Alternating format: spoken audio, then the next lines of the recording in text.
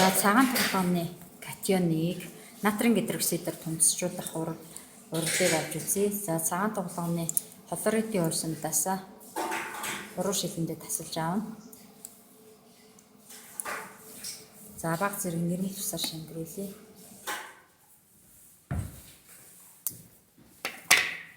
За дээрээс нь натрийн шүлтийн уурсамдаар нэмэхэд цагаан толгооны гидроксидын тундас үүснэ. Саяр өнгийн тундас. За натрийн гидроксидыг илүү талаар нэмэхэд тундас уусч натрийн стаматын давс үүснэ.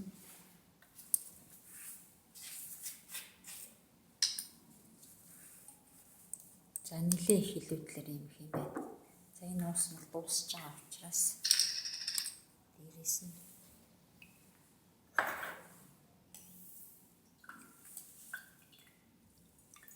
за цагаан тоглооны тундас уусч натрийн стаматын комплекс